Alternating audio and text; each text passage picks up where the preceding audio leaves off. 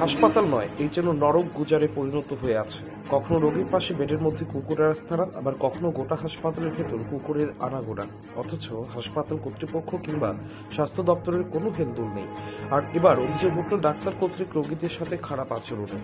ডাক্তারবাবুরা যতক্ষণ তাদের কর্তব্য পালন করে বেশিরভাগ সময় নিজেদের কামাই বাড়ির জন্য ব্যস্ত থাকে চেম্বারের মধ্যে, আর হাসপাতালের মধ্যে নতুন প্রশিক্ষণপ্রাপ্ত ডাক্তার দিয়ে, যদিও তাদের এখনো পুরোপুরি অভিজ্ঞতা হয়নি, তাদের দিয়ে চিকিৎসা করানো হচ্ছে। এমনই এক অভিযোগ উঠল কমলাসাগর বিধানসভার একমাত্র হাসপাতাল মধুপুর হাসপাতালের বিরুদ্ধে। যদিও সেই হাসপাতালের অভিযোগ শেষ নেই, এক প্রকার কোনো অভিজ্ঞ ডাক্তার নেই বললেই চলে। আর যারা আছে তারা তাদের কামাই বাণিজ্য নিয়ে ব্যস্ত থাকে সর্বদাই। রোগীরা কিছু বলতেই ক্ষিপ্ত হয়ে ওঠে এবং তাদের সাথে খারাপ আচরণ করে বলে অভিযোগ।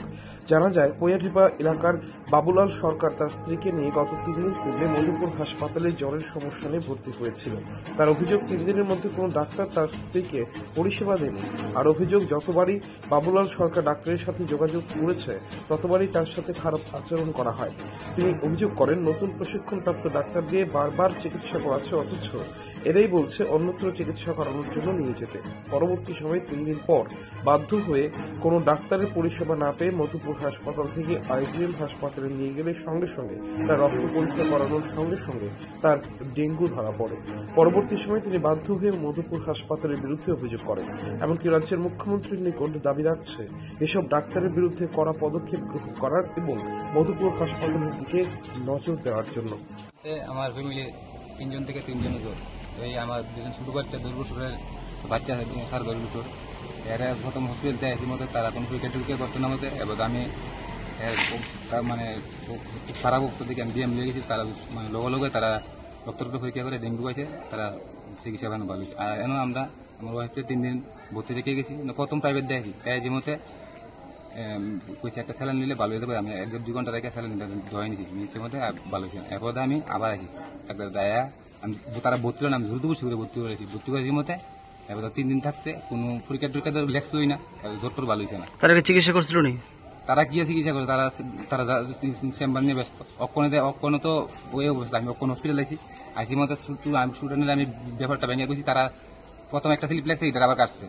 এবার আরেকটা স্লিপ লেগছে, মানে ডাক্তার নেই কোনো? না, ডাক্তার আছে তো ভিতরে।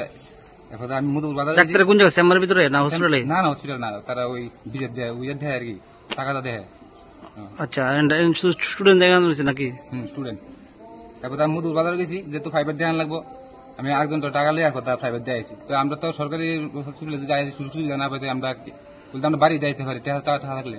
তারা তো কোনো ইয়ে হই না, তারা কি সরকার মানে তারা আমার একটা দাবি রাখবো, তারা চেম্বার টাকাটা না দেয়, তারা সরকারের আমার মুখ্যমন্ত্রীর একটা আবেদন থাকবো, তারা বেতনটা বাড়াই দেয়। নাহলে তারা এইরকম রুগী মারা, আমার বাচ্চাটা যদি একদিন থাকতো না তাহলে বাচ্চাটা মারতে নিলে। তারা কোনো চিকিৎসা করছিল না? তারা কোনো চিকিৎসা করে না। অক্ষণে আমি আইসি মতো কইলাম না, পুনে পুনে তারা কয় কথা আমি তারা কইছি, আমি কইছি গরু ডাক্তার নিয়ে ডাক্তার নিয়ে স্টুডেন্ট আছে না, স্টুডেন্ট কইছে আমার হেল্প করবো, তুমি মানে যে কোনো পদ্ধতি নিলে আমার হেল্প করবো। তোমার নাম? আমার নাম বাবুলাল সরকার। তোমার ওয়াইফের নাম কি? প্রিয়াঙ্কা সরকার। বাড়ি কোন জায়গা? বাড়ি কোয়াঢিপা 30 কাঠ।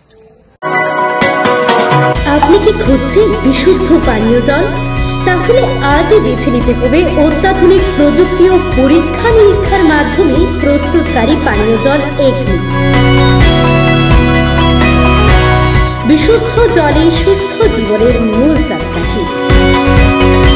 Acme packaged drinking water.